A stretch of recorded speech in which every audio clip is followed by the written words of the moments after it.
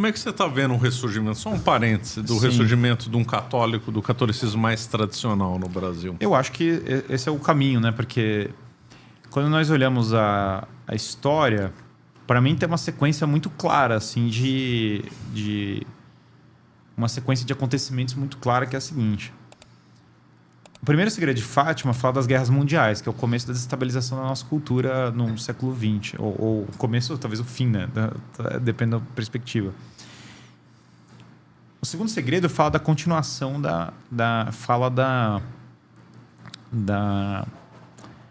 o segundo segredo fala da Rússia espalhar os erros pelo mundo. Então você vê uma continuação perfeita. O terceiro, não tem como fugir da ideia de que ele fala de duas coisas. A crise da igreja e a destruição da civilização. Qualquer outra interpretação que fuja disso. Não, ele fala do tiro que o Papa João Paulo II... Isso é uma vergonha... Não dá para engolir. Isso não chega a ser ridículo, entendeu? Chega a ser ridículo. Não dá para engolir. Nós não temos como ter certeza absoluta do teor perfeito, mas assim... Crise da igreja me parece muito seguro. Por que eu acho muito seguro? Porque tem a aparição de Akita... O cardeal Ratzinger falou que fundamentalmente a mensagem de Fátima teve a ver com a mensagem de Akita, e Akita fala dos bons padres da igreja serem perseguidos por padres e bispos. Essa é a mensagem de Akita fundamentalmente. Então, sei lá, né? Não dá para fugir muito dessa ideia de que vai ter pessoas da igreja sendo perseguidas por outras pessoas da igreja porque amam Nossa Senhora. Está dito em Akita. Segunda coisa, claramente envolve alguma destruição civilizatória. Todas as partes, tudo que tem de segredo tem a ver com isso, em algum sentido. Bom...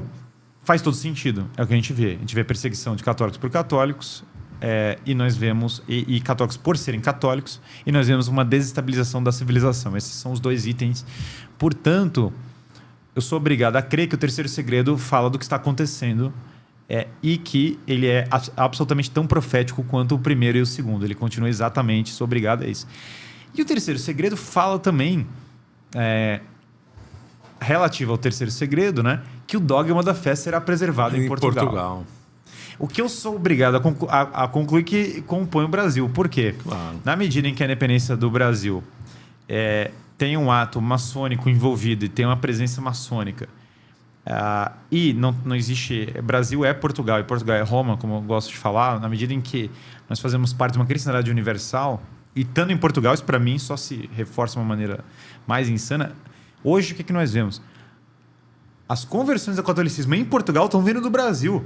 Direto, quase todas. Meus amigos portugueses não vão me deixar negar. Uma galera. O pessoal está se convertendo em Portugal via Brasil. Ou seja, nós temos duas hipóteses aqui. Imaginar que o dogma da fé não será preservado em Portugal não inclui o Brasil. Me parece uma hipótese estranha. Por quê? Nossa Senhora aparece em Portugal vestida de branco, que é a cor da monarquia tradicional em Portugal, e com uma coroa, que chocaria as pessoas da época. Por quê? A monarquia pós-independência do Brasil, em Portugal, adota as cores branco e azul. Branco e azul são as cores que Nossa Senhora apareceu vestida em Lourdes. No entanto, em Portugal, ela aparece vestida só de branco, o que é fascinante ao extremo. Porque pensa, na época da República Portuguesa, ela aparece com uma coroa vestida toda de branco. Entre Batalha e Fátima. Batalha marca o começo das grandes navegações. E Fátima, a criação da Ordem de Cristo. Fátima, e Tomar. Tomar é a Ordem de Cristo. Na verdade... entre Batalha e Tomar. Fátima é exatamente entre Batalha e Tomar. Tomar a cidade do Mosteiro de Cristo, fundação da Ordem de Cristo. E Batalha é o começo das grandes navegações. Que é a época de Dom João I, que é quem manda construir o Mosteiro da Batalha. Lembrando que esse azul e branco também era antigo em Portugal. Era a cor da família do Borgonha, né? Claro, tem uma tradição. Mas é muito curioso que ela aparece só de branco com uma coroa. Que no imaginário português seria associado inevitavelmente à monarquia tradicional. Então, sem dúvida, o estranho, sem dúvida, nas cores, é o verde e o vermelho, né? Isso veio depois. Mas independente do verde e vermelho. Mas o verde e vermelho tem o vermelho, principalmente, né? O sangue que Portugal deu pelas navegações também é uma... Tem uma simbologia. Nós podemos entender como uma simbologia. Mesmo agora, as cores da Revolução Francesa, né?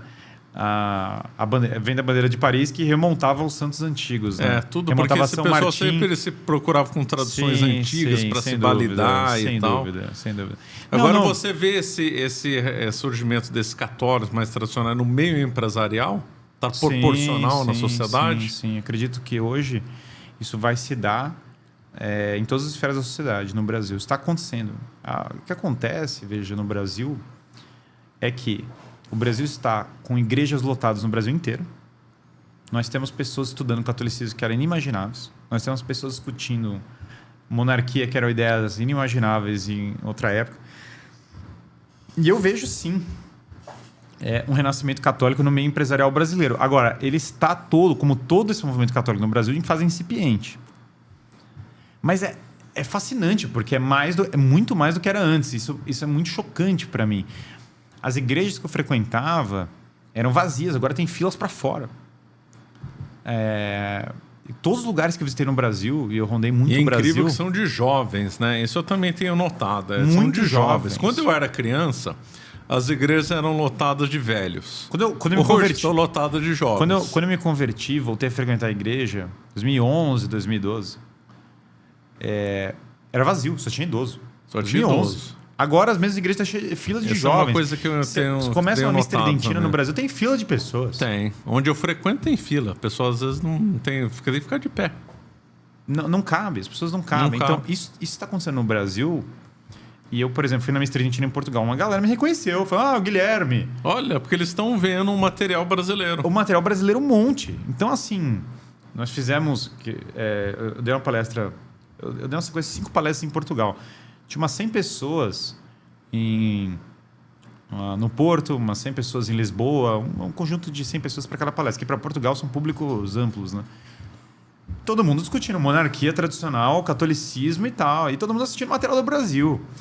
Então é muito curioso, porque o que nós estamos acontecendo agora, o que está acontecendo hoje, o Padre Paulo Ricardo mesmo é um dos maiores canais católicos do planeta. Então, e aí você tem toda essa atuação de tantos grupos católicos que são monarquistas, que são de mais variadas naturezas.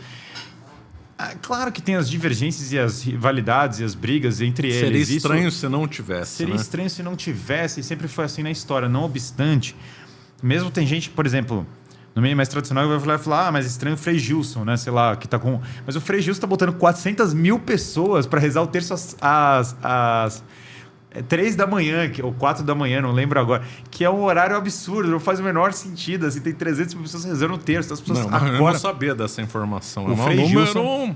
Assim, o Frei Gilson está botando o Frei Gilson está botando um conjunto de pessoas. No Brasil se criou um termo que é impossível em qualquer outro lugar do mundo, que é o tradismático. Que é o carismático tradicionalista. No Brasil, o Brasil é o único lugar do planeta. Faltou uma água aqui. Isso é impossível. Obrigado. O pessoal tem que entender que o Brasil, o absurdo, convive de uma maneira maravilhosa no Brasil. Muito obrigado, Marcelo. Obrigado. O Brasil criou o tradismático, entendeu? O Brasil simplesmente criou o carismático da missa tridentina com véu, entendeu? Só no Brasil isso é possível. Não. É um negócio que é inconcebível. O Brasil tem umas coisas que só tem aqui. Só tem aqui, mas nessa loucura, como nessa protestante insanidade, cumprir promessa em Aparecida do Norte. Total. Não, o que tem de aluno meu que é protestante e defende a monarquia católica não está escrito.